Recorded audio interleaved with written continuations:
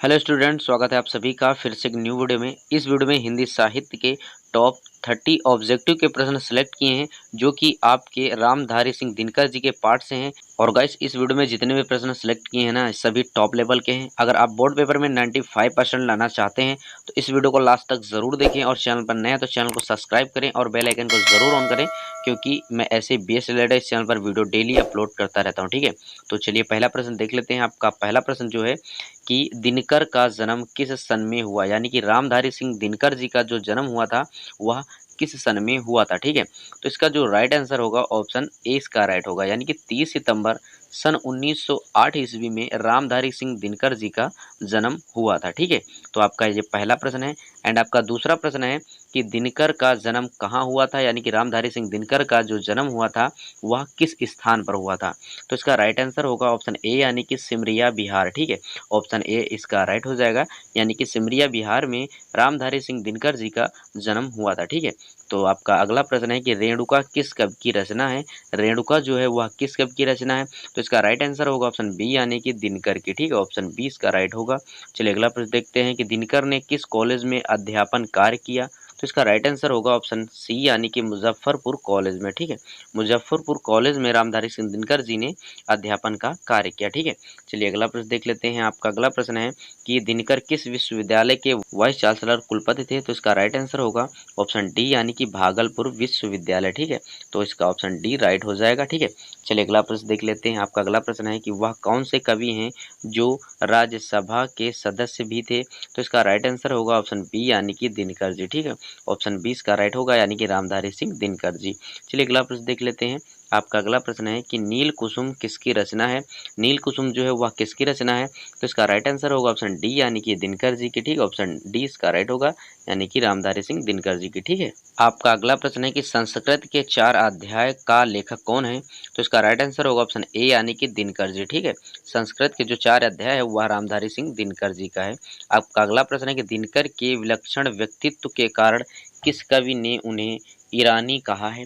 तो इसका right answer होगा ऑप्शन ए, यानी कि निराला जी ने कहा है, सूर्यकांत त्रिपाठी निराला जी ने कहा है। ठीक है, ऑप्शन ए इसका राइट हो जाएगा। चलिए अगला प्रश्न देखते हैं कि सन 1959 ईस्वी में दिनकर जी को साहित्य अकादमी का 5,000 रुपये का पुरस्कार किस कृति पर दिया गया। तो इसका राइट आंसर होगा ऑप्शन सी, यानी कि संस्कृत के 4 अध्याय। ठीक है, ऑप्शन सी इसका राइट हो जाएगा।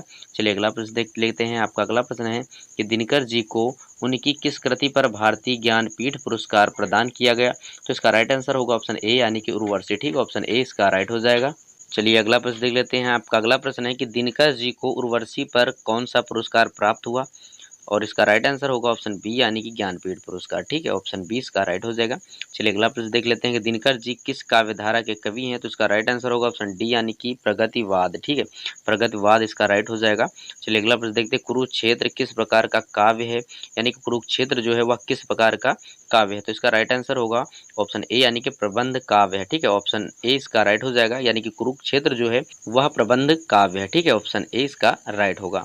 आपका अगला प्रश्न है कि राष्ट्रीय काव्य रचयिताओं में कौन सा कवि नहीं है। तो इसका राइट आंसर होगा ऑप्शन सी, यानी कि धर्मवीर भारती। ठीक है, ऑप्शन सी इसका राइट हो जाएगा। चलिए अगला प्रश्न देख लेते हैं। आपका अगला प्रश्न है कि साम्य की वह रश्मि स्निग्ध उदार कब खिलेगी विश्व में भगवान। उपर्युक्त पंक्ति किसने लिखी है। तो इसका राइट आंसर होगा ऑप्शन बी, यानी कि दिनकर जी ने। ठीक है, ऑप्शन बी इसका राइट हो जाएगा। चलिए अगला प्रश्न देख लेते हैं कि मनुष्य को शांति की ओर प्रेरित कर आशावादिता का संदेश किस रचना में है, किस रचना में दिया गया है। तो इसका राइट आंसर होगा ऑप्शन ए, यानी कि कुरुक्षेत्र। ठीक है, ऑप्शन ए इसका राइट हो जाएगा। आपका अगला प्रश्न है कि श्रेय उसका बुद्धि पर चैतन्य उर की जीत, श्रेय मानव का असीमित मानवों से प्रति, यह पंक्ति किस साहित्यकार ने लिखी है। तो इसका राइट आंसर होगा ऑप्शन ए, यानी कि रामधारी सिंह दिनकर जी ने। ठीक है, ऑप्शन ए इसका राइट हो जाएगा। ठीक है, चलिए अगला प्रश्न देख लेते हैं। आपका अगला प्रश्न है कि मनुष्य को ज्ञान का विज्ञान का आलोक का आगार किसने कहा है। तो इसका राइट आंसर होगा ऑप्शन सी, यानी कि रामधारी सिंह दिनकर। ठीक, ऑप्शन सी इसका राइट हो जाएगा। आपका अगला प्रश्न है कि निम्नलिखित में से कौन सा साहित्यकार राज्यसभा का सदस्य भी रहा है। तो इसका राइट आंसर होगा ऑप्शन ए, यानी कि रामधारी सिंह दिनकर। ठीक है, ऑप्शन ए इसका राइट हो जाएगा। तो चलिए अगला प्रश्न देख लेते हैं। आपका अगला प्रश्न है कि यह मनुष्य ब्रह्मांड का सबसे सुरम्य प्रकाश किस ग्रंथ से उद्धृत है? तो इसका राइट आंसर होगा ऑप्शन बी यानी कि कुरुक्षेत्र। ठीक है, ऑप्शन बी इसका राइट हो जाएगा। चलिए अगला प्रश्न देख लेते हैं। आपका अगला प्रश्न है कि सावधान मनुष्य यदि विज्ञान है तलवार है तो इसे दे फेंक तज कर मोह स्मृति के पार, यह पंक्ति किस ग्रंथ से उद्धृत है? तो इसका राइट आंसर होगा ऑप्शन डी यानी कि कुरुक्षेत्र। ठीक है, ऑप्शन डी इसका राइट हो जाएगा यानी कि कुरुक्षेत्र। ठीक है, चलिए अगला प्रश्न देख लेते हैं। आपका अगला प्रश्न है कि कुरुक्षेत्र का लेखक कौन है? यानी कि कुरुक्षेत्र का जो लेखक है वह कौन है? तो इसका राइट आंसर होगा ऑप्शन बी यानी कि रामधारी सिंह दिनकर जी। ठीक, ऑप्शन बी इसका राइट हो जाएगा। चलिए अगला प्रश्न देख लेते हैं कि कुरुक्षेत्र का कौन सा सर्ग आपके पाठ्यक्रम में है?